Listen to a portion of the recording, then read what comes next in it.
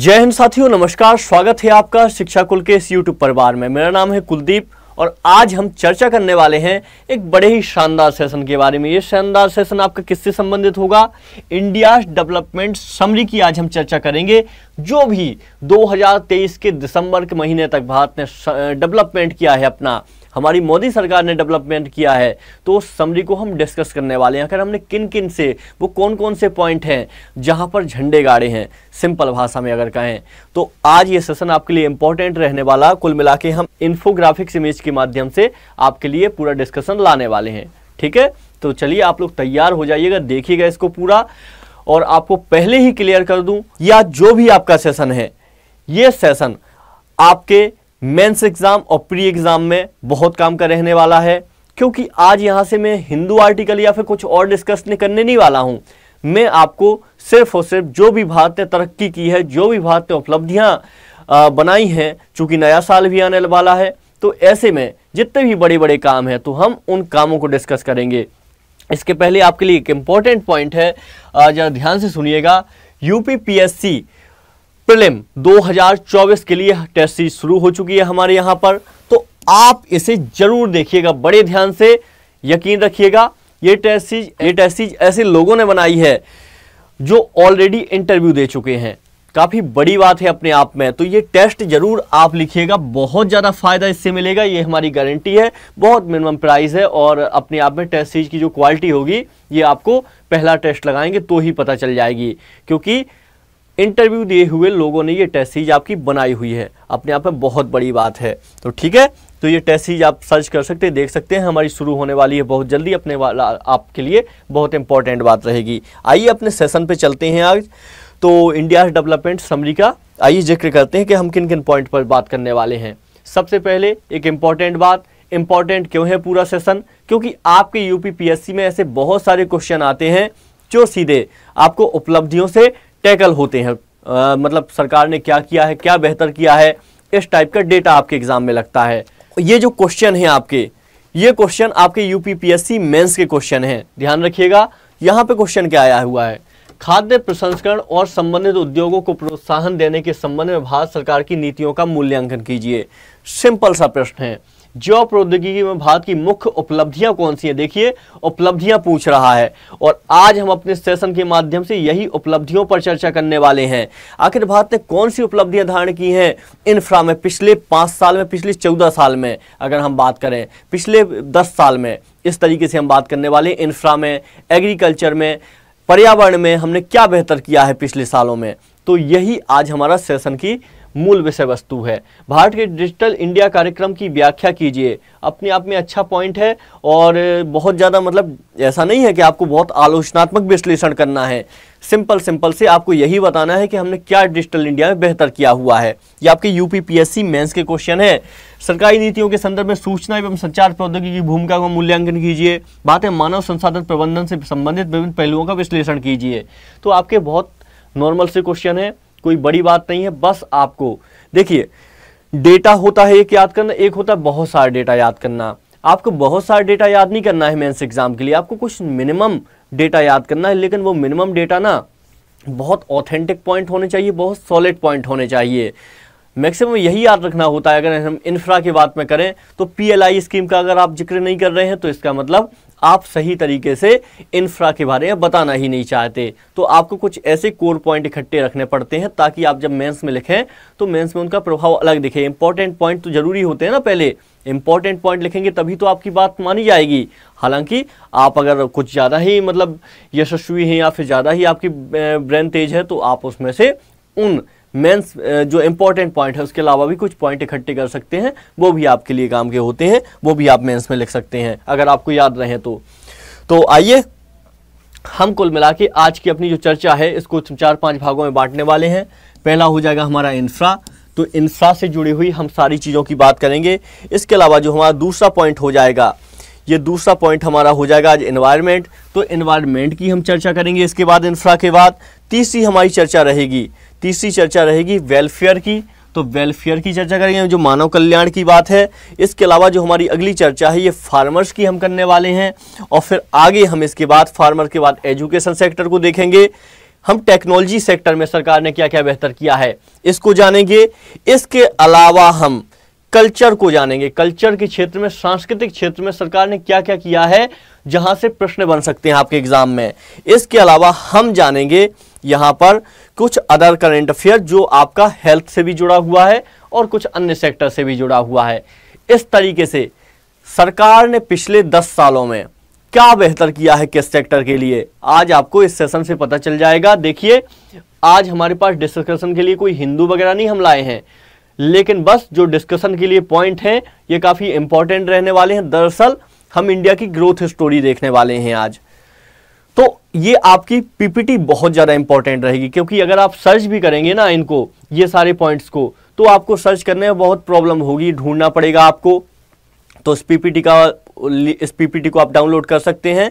फायदा क्या होगा पीपीटी से, सारे सेक्टर, जितने भी सेक्टर हैं, जितनी भी योजनाएं चल रही हैं, सब कुछ अपने आप में डिवाइड कर रखा है मैंने, तो आपको याद करने में आसानी होगी।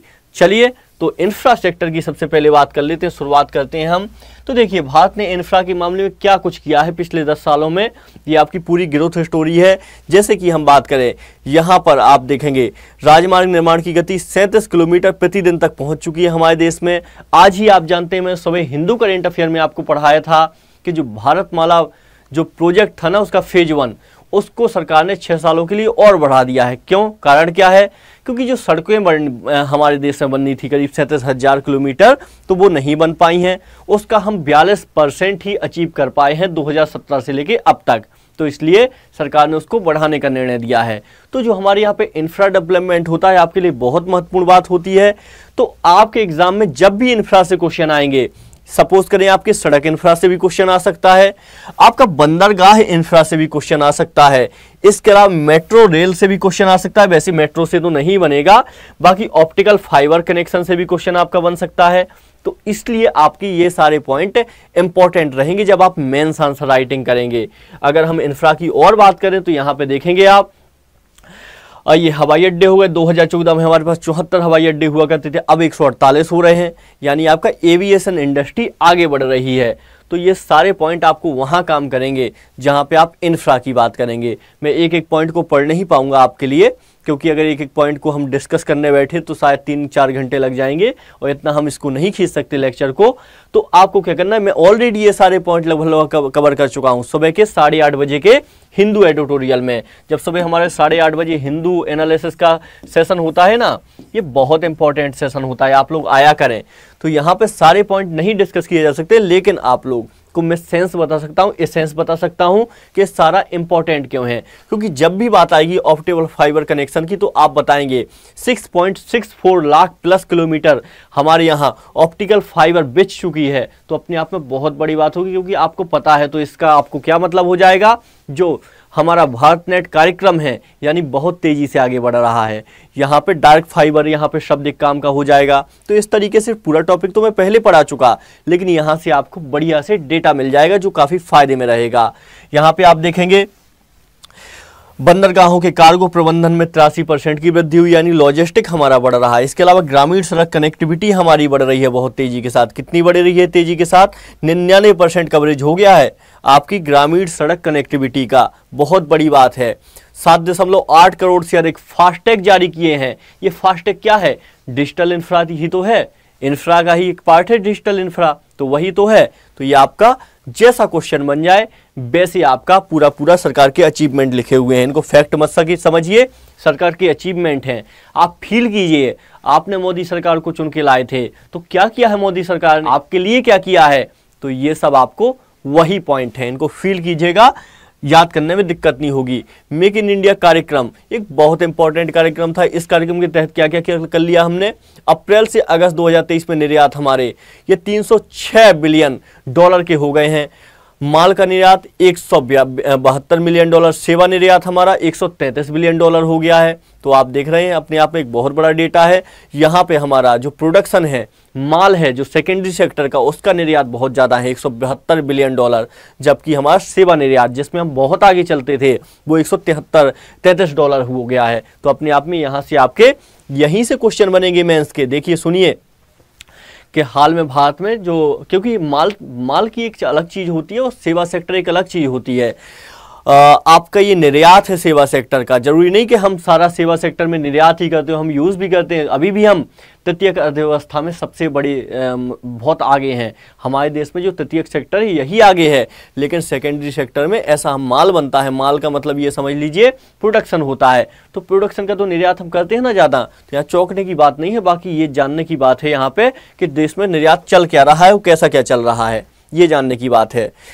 मई इंफ्रा को ये मई महीने का है, यहाँ पे नॉर्थ ईस्ट में पहली वंदे भारत ट्रेन की शुरुआत हुई। और इसके अलावा आपकी पीएम मोदी द्वारा नई सेनगोल की स्थापना। सेनगोल अपने आप में आपका आर्ट एंड कल्चर का पॉइंट है।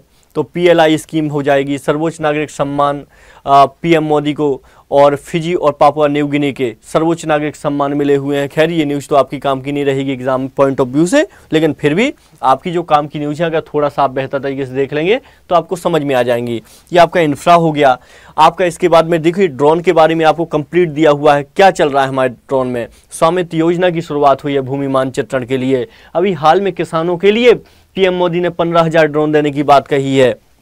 खैर वो सारे पॉइंट आपको कहाँ मिलेंगे, सुबह 8:30 बजे एनालिसिस में मिलेंगे।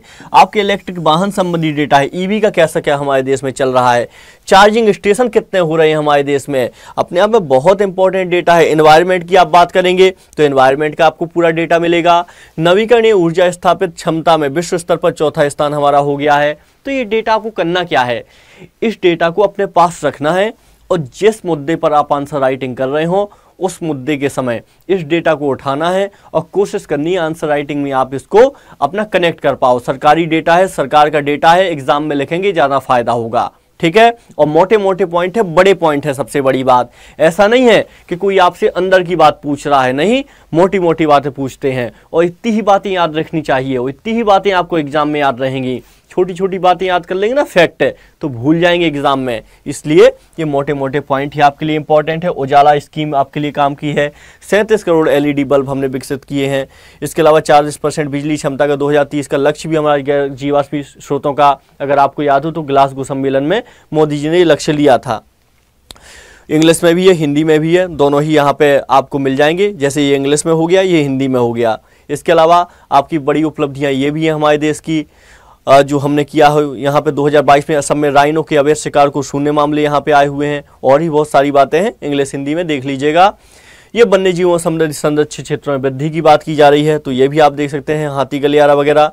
वेलफेयर की बात करें यानी कल्याण की बात करें हम यहाँ पर, तो आप देख सकते हैं क्या क्या गरीब कल्याण की दिशा में कार्य हुआ है, क्या क्या किया है सरकार ने, क्या स्वच्छ जल मिशन कितना हेल्प किया है लोगों को, भारतीयों को कितने भारतीयों को मुफ्त में राशन दिया गया है और इसके अलावा कितना इसमें बजट दिया गया है। तो ये सारी बातें आपको यहाँ से समझ में आएगी। आयुष्मान भारत योजना का कितना फ़ायदा रहा, तो ये सब आपको पता चलेगा।